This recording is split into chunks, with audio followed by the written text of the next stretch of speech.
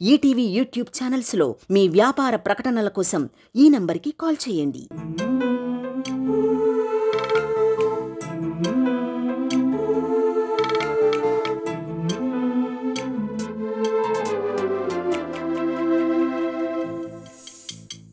ఓ విధి విచిత్రాల నిధి, ఓ విధి విచిత్రాల నిధి, వింత కథల సారథి, ఆశ నిరాశల వారధి, నిరంకుశ నిర్ణయాల నిర్దయవానిధి, ఓ విధి విచిత్రాల నిధి, ఓ విధి విచిత్రాల నిధి.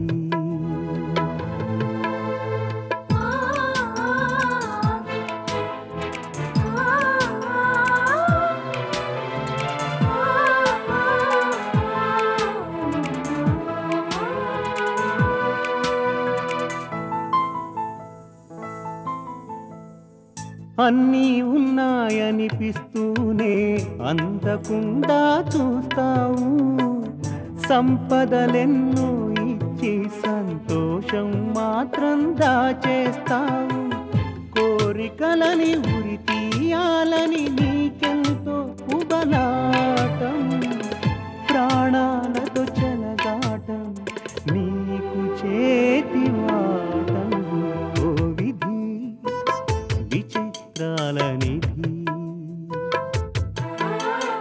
ఓ విధి విచిత్రాల నిధి.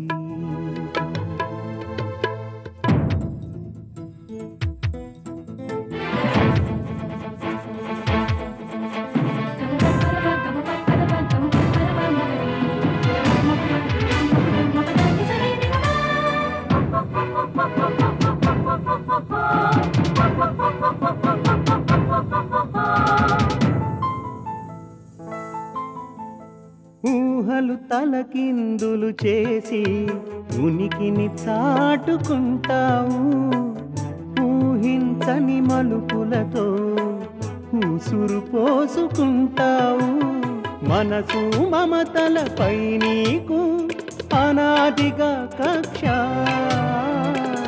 నీ చేతిలో మనిషికి మనుగడే ఓ పరీక్ష, ఓ విధి విచిత్రాల నిధి,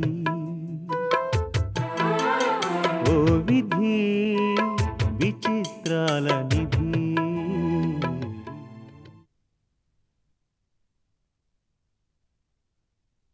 వాడు తాగొచ్చి నిన్ను తిట్టాడా లేదా?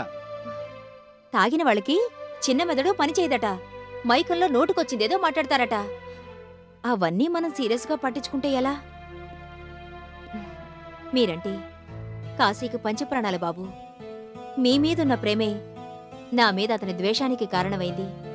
అతను ఎన్నిసార్లు ఎన్ని పొరపాట్లు చేసినా మీరు మన్నిస్తూనే వచ్చారు. ఎందుకు? అతనంటే మీకిష్టం గనక. నా కారణంగా మీరు అతన్ని తిట్టడం, అతనికి మీ మీద ద్వేషం పెరగడం నాకిష్టం లేదు. అందుకే అలా చెప్పాను.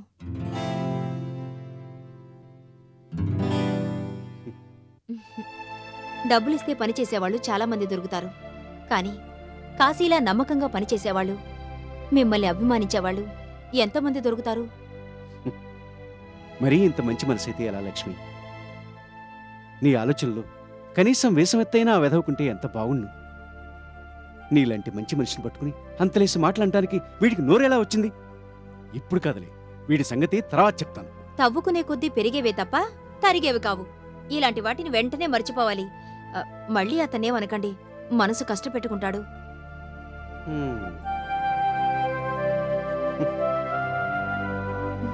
నీ వరస నాకేం నచ్చలేదు. పోన్లే అయ్యా, పడ్డవాళ్ళు చెడ్డవాళ్ళు కాదుగా. సంతోషించావులే. పద, అన్నం వడ్డిస్తాను.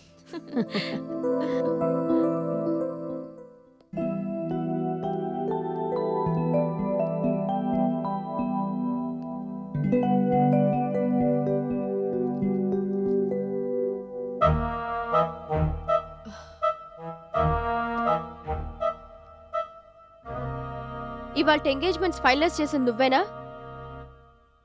నా ఎంగేజ్మెంట్స్ ని ఎండి గారు ఎలా ఫైనలైజ్ చేస్తారు? ముందుగా నాతో మాట్లాడే కదా ఏదైనా చేయాలి. ఇంకోసారి ఇలా చేయొద్దు.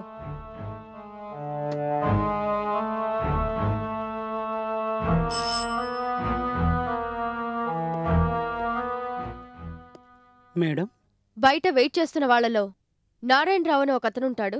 ముందు అతన్ని పంపించు. అలాగే మేడం. చూడు, మేడం బిజీగా ఉన్నారు. మీకు అలాట్ చేసిన టైంలోనే మాట్లాడరండని అతనితో చెప్పు. అలాగే మేడం.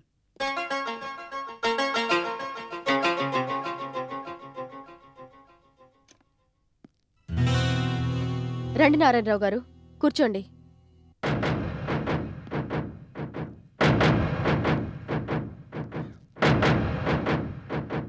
ఏం తీసుకుంటారు?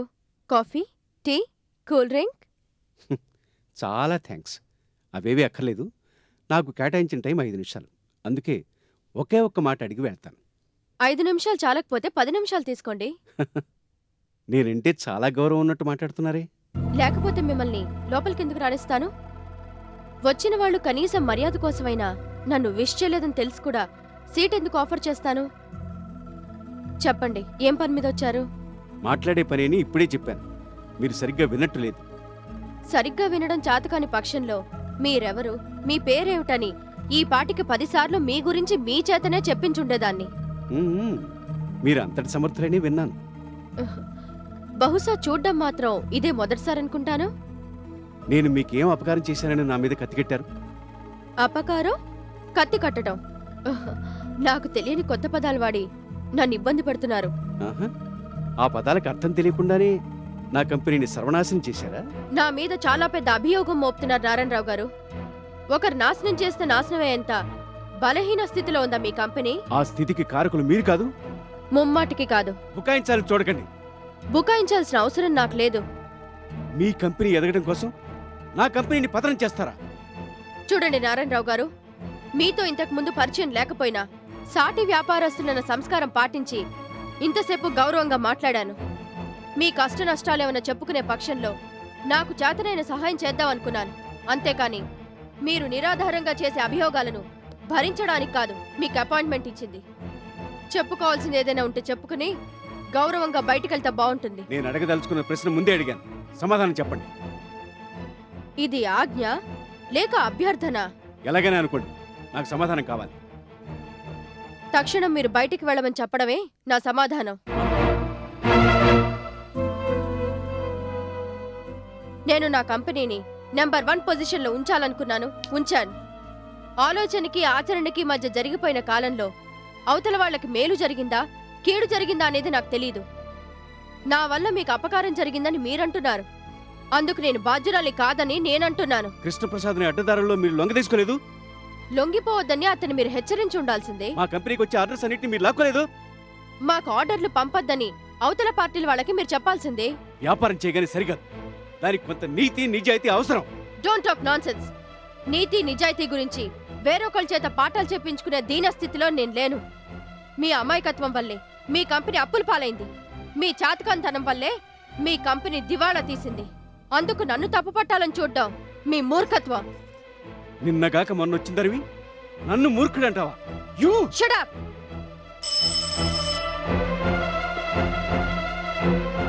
సంస్కారం లేని వాళ్లను, మాట్లాడడం చాతకాని వాళ్లను గేట్ అవతల గెంటేయండి. మరోసారి లోపలికి ఎలవ్ చేయకండి. ఎంత పొగరు! Get out. దయచేసి వచ్చేయండి సార్. మీ టైం అయిపోయి చాలాసేపు అయింది, వెళ్ళండి.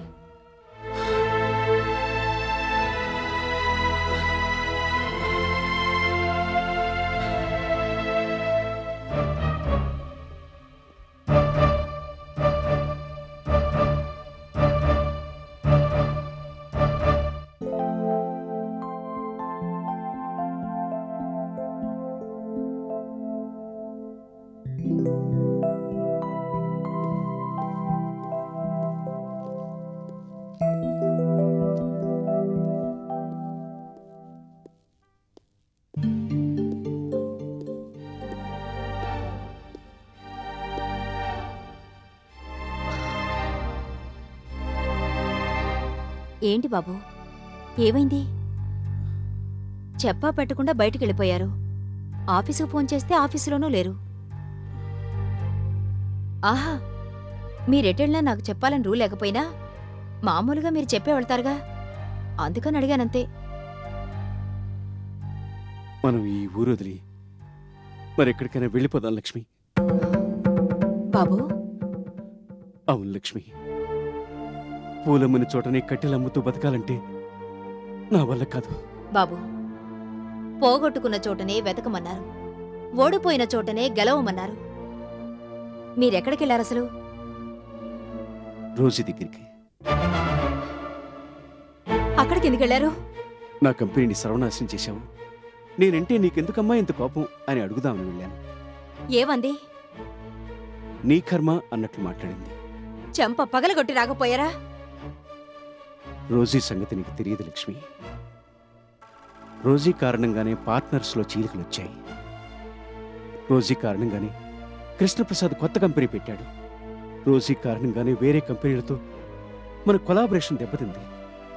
రోజీ కారణంగానే ఆర్డర్స్ అన్నీ ఆగిపోయాయి.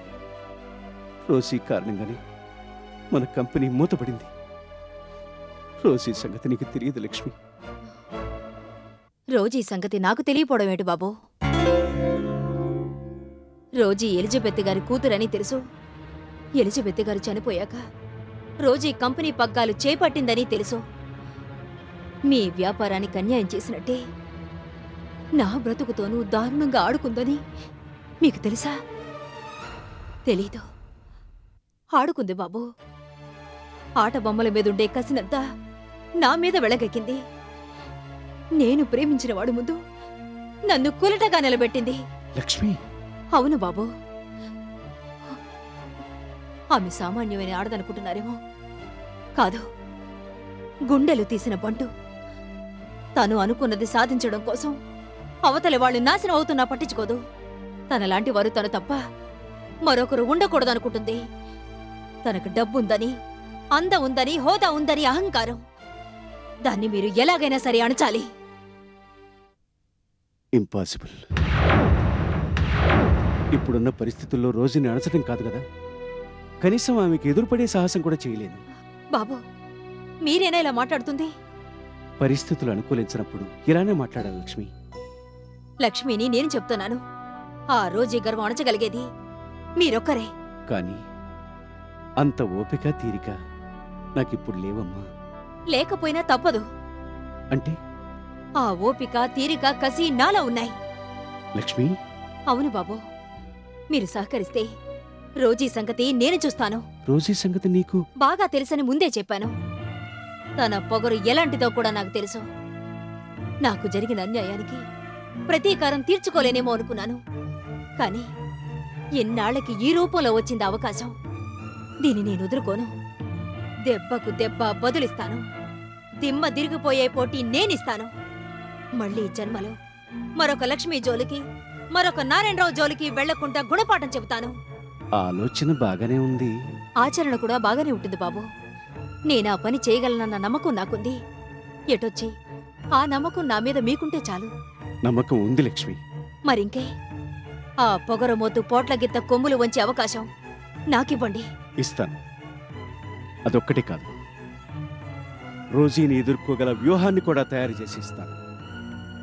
నేను కోల్పోయిన మానసిక స్థైర్యాన్ని నీలో పొదిగి ఏర్పాటు చేస్తాను.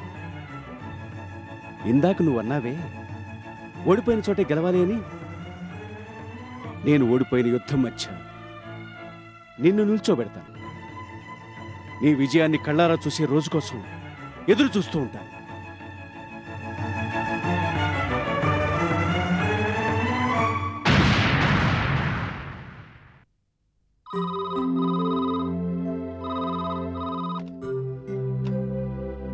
ఎస్, అలాగా.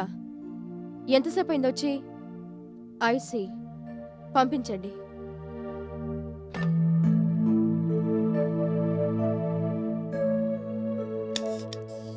Good morning madam. Good morning. కూర్చోండి. ఏమిటి అర్జెంటుగా రమ్మని కబురు పెట్టారట?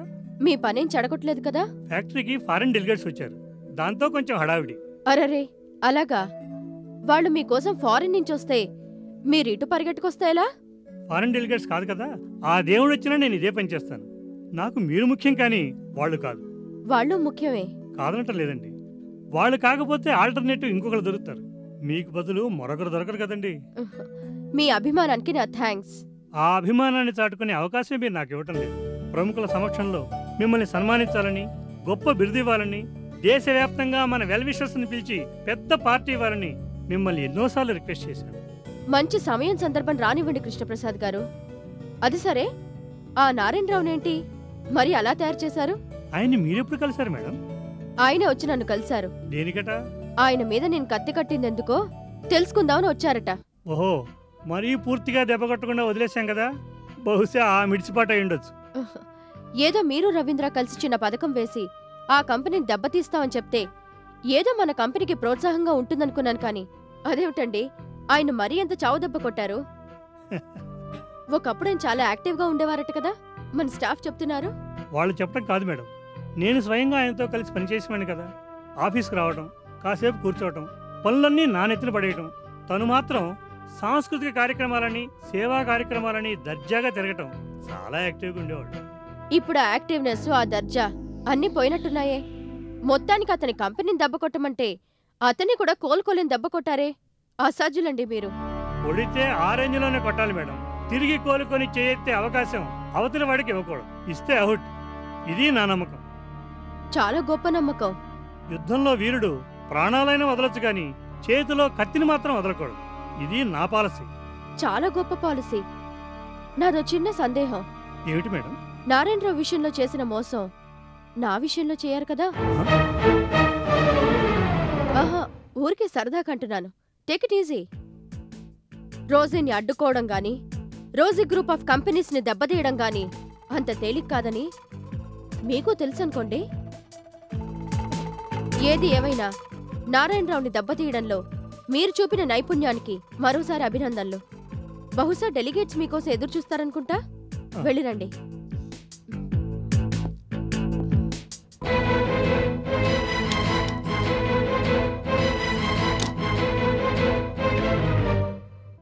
ఈటీవీ విన్ యాప్ రోజుకి కేవలం రూపాయి మాత్రమే. ఇప్పుడే ఈటీవీ విన్ యాప్ డౌన్లోడ్ చేసి సబ్స్క్రైబ్ చేయండి.